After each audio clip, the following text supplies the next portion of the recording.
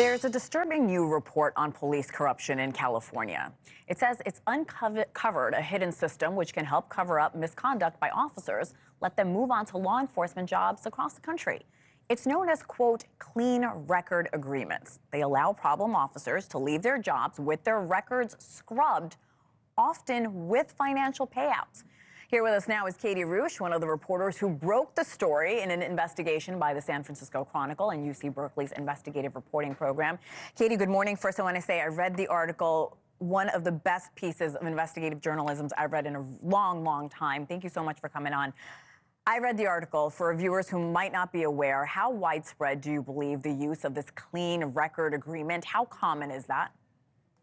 Well, we investigated it in California, one of the states that employs one of the most police officers in the country. But when we were doing our research, we did discover these agreements in almost every state in the country.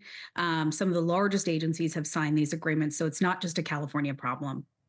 You mentioned this is outside of California. Do you know other states? I know there's another part of this investigation coming out, so I just wanted to check with you first. Yes, we haven't done a widespread investigation into these records in other states because these records are obviously really difficult to get. They're confidential. Sure. They have all these confidentiality provisions, but we do know, states like Nevada, Louisiana, New York, and also officers from California coming from California law enforcement agencies going to other states with these agreements with their records whitewashed. Your story lays out a system that whitewashes police misconduct. It protects problem police officers. What are the benefits of maintaining the system for the police departments that you reported on? Well, for the police departments, it's really a difficult decision, but it's a financial decision for them. They say that it's really difficult because of all the protections for police officers in California, especially with the unions. It's very difficult for them to fire a police officer. And so when they want to get rid of an officer, they're faced with this decision of, do we spend $1 million to fight an officer who's fighting his termination, or do we just say goodbye and whitewash their record, give them a cash payout, and let them go somewhere else? And they make that difficult decision time and time again. You laid out specific examples of police officers that this happened to. They experienced it themselves. You report that over half the officers with these clean record agreements got lump sum payouts totaling $23.7 million.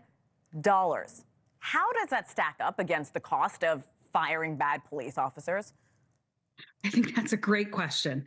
It's actually really expensive to go through litigation to fire a police officer. I've talked to so many people and they said it's hundreds of thousands of dollars, if not $1 million if the officer takes it to court. So when they are spending, say, $300,000 to give to an officer accused of misconduct, that is a small price to pay for them compared to the $1 million that they would have to spend to prove that they were right in firing the officer. I want to mention to our viewers that NewsNation reached out to the San Francisco Police Department. We have not heard back. The California Commission on Peace Officer Standards had no comment as well. What is being done to address these clean record agreements that we're seeing in your state of California? I can't say anything definitive at the moment that's being done, but I do know that a lot of these officers who were outlined in the story are facing consequences. I also know that there are a lot of conversations going on in the legislature right now about these agreements and what can be done to address them. Like I mentioned a moment ago, this is just the first part of your reporting, and I urge our viewers to read this investigative journalism, this report from you. What else are you hoping to uncover?